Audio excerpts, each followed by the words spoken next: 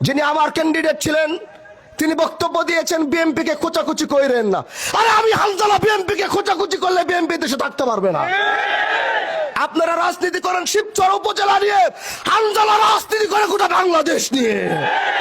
আপনারা চিল্লা চিল্লি করবেন গ্রামে খেতে, হানজালা চিল্লা চিল্লি করবে বাংলাদেশের পার্লামেন্টে। আমার চুপ করে থাকা মানে, বারবার বলছি, এটা কোনো দুর্বলতা নয়। আমি নতুনত্বের রাজনীতি চাই। আমি শিবচরের কোনো প্রতিহিংসা, আধিপত্যের রাজনীতি আগামীতে দেখতে চাই না। আমি গত কয়েকদিন যাবৎ ভালো মতো খেয়াল করছি যে আমাদের কিছু ভাইরা তারা খুব লেখালেখি করছেন এবং খুব কথা বলছেন। তারা অন্য কেউ নয়, তারা আমার শিবচরের বিএনপি ভাইয়েরা। কিন্তু আমি তাদেরকে একটা কথা বলতে চাই, আপনারা কি এটা মনে করছেন না যে আমি হানজালা নির্বাচিত হওয়ার পর আমার একটা নেতৃবৃন্দ কারোর সাথে কোনো খারাপ ব্যবহার করে নাই? আমার একটা নেতৃবৃন্দ কাউকে হুমকি ধামকি দেয় নাই। আমি হানজালা এমপি হওয়ার আগে যে আমার কতটুকু পাওয়ার ছিল এই শিবচরের মাটিতে, এটা কি আপনারা দেখেন নাই? তাহলে আপনারা কি মনে করছেন আমি চুপ করে আছি কারণ আমি শান্তি চাই? আমি শিবচরের প্রত্যেকটা মানুষকে নিয়ে কাজ করতে চাই। আমি শিবচরের প্রতিটা দলের সদস্যদেরকে নিয়ে কাজ করতে চাই। আমার চুপ করে থাকা মানে আমার কোনো দুর্বলতা নয়। যদি মনে করেন হানজালার চুপ করে থাকা দুর্বলতা, তাহলে সেটা আপনাদের ভুল, আপনাদের চিন্তায় ভুল ধরেছে। হানজালার চুপ করে থাকা মানে হানজালা শিবচরের মাটিতে শান্তি চায়। এজন্য বলছি, আসুন ভালোবাসা নিয়ে কাজ করি, আসুন কাঁধে কাঁধ মিলিয়ে কাজ করি। আমার জায়গায় যদি আজকে অন্য কেউ হতো, তাহলে আপনাদের কাউকে বাড়ি ঘরে থাকতে দিত না। আমার জায়গায় যদি অন্য কেউ হতো, কাউকে ঠিক মতো চলতে দিত না, বাড়ি ঘর থেকে বের হতে দিত না। আমি আপনাদের বাক স্বাধীনতা দিয়েছি, আমার নামে লেখালেখি করবেন। আমি সেই স্বাধীনতা শিবচরের মানুষকে দিয়েছি। আগের এমপির বিরুদ্ধে দেশের একজন কেউ কলম ধরতে পারে নাই। আমি এই শিবচরের মানুষকে সেই বাক স্বাধীনতা দিয়েছি। গঠনমূলক যদি সমালোচনা থাকে আপনারা করেন, আমার কোনো আপত্তি নাই। আমি শিবচরের সাংবাদিকদেরকে আমি সেই বাক স্বাধীনতা দিয়েছি, সেই কলম চালানোর অনুমতি দিয়েছি। তুই গঠনমূলক আলোচনা হয়, আপনারা আমার বিরুদ্ধে উঠান। আমি জবাবদিহিতার মধ্যে থাকতে চাই, আমি জবাবদিহিতার বাইরে কোনো কাজ করতে চাই না। এজন্য প্রিয় ভাইরা আমার, আমরা সুন্দর একটি সমাজ চাই, ইনসাফ ভিত্তিক একটি সমাজ চাই। আমি এই দেশে অন্যায়, অবিচার, দুর্নীতি মুক্ত করতে চাই।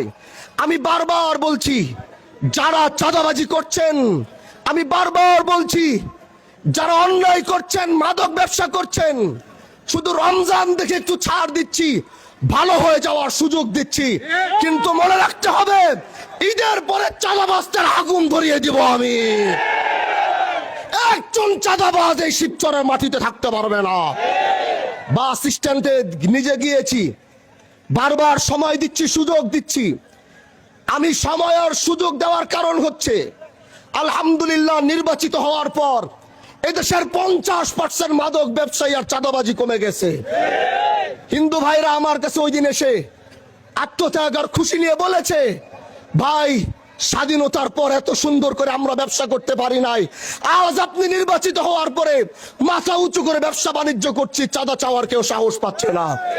মাননীয় প্রধানমন্ত্রী জনাব তারেক রহমান সাহেবকে আমি বলবো, এই কথা আজকে আমি গ্রামে বলছি, আগামী কালকে পার্লামেন্টে দাঁড়িয়ে বলবো, আপনার নেতৃবৃন্দকে সামলান, এরা বিএনপির মান সম্মান ইজ্জত সব ডুবিয়ে দিবে। যদি কন্ট্রোল করতে না পারেন, তাহলে তারা আপনাদের আগামী রাস্তার উদ্যোগ করবে। যেই সুন্দর বাংলাদেশ গড়ার স্বপ্ন নিয়ে আপনারা নেমেছেন, এরা বাংলাদেশের সেই স্বপ্ন আপনাদেরকে পূরণ করতে না দিয়ে জাতির সামনে আপনাদেরকে ভুল প্রমাণ করবে। এজন্য কাঁধে কাঁধ মিলিয়ে আগামীর বাংলাদেশ, আগামীর শিবচর গড়ার জন্য প্রস্তুত আছি তো ইনশাআল্লাহ। আমরা নেতা নিয়ে চলি নাই, আমরা কর্মী নিয়ে চলেছি। আমাদের পাওয়ার কোনো নেতার মধ্যে ছিল না, আমরা সাধারণ জনগণ নিয়ে চলেছি। আর আমরা যে বিজয় হয়েছি, এটা সাধারণ জনগণ নিয়ে বিজয় হয়েছে, কোনো নেতা নিয়ে নয়। শিবচরের মাটিতে বড় বড় দলগুলো একসাথে হয়েছিল আমাদেরকে বৃদ্ধাঙ্গুল দেখানোর জন্য, কিন্তু শিবচরের মানুষ তাদেরকে বৃদ্ধাঙ্গুল দেখিয়েছে। তাহলে 32 বছরের রাজনীতি টাকার মাধ্যমে অর্জন করি নাই। 32 বছর আধিপত্যের রাজনীতি ভেঙে দিয়েছি। এটা কোনো টাকার মাধ্যমে নয়, এটা একমাত্র ভালোবাসার মাধ্যমে করেছি। এজন্য প্রিয় ভাইরা আমার, আগামীতে এই শিবচরে কি হবে, শিবচর কিভাবে উন্নতি হবে, শিবচরকে কিভাবে চালাতে হবে, এটা আমি হানজালা একলা নয়, এটা আপনাদেরকে সাথে এবং পাশে নিয়ে করবো ইনশাআল্লাহ। সাথে থাকবেন তো?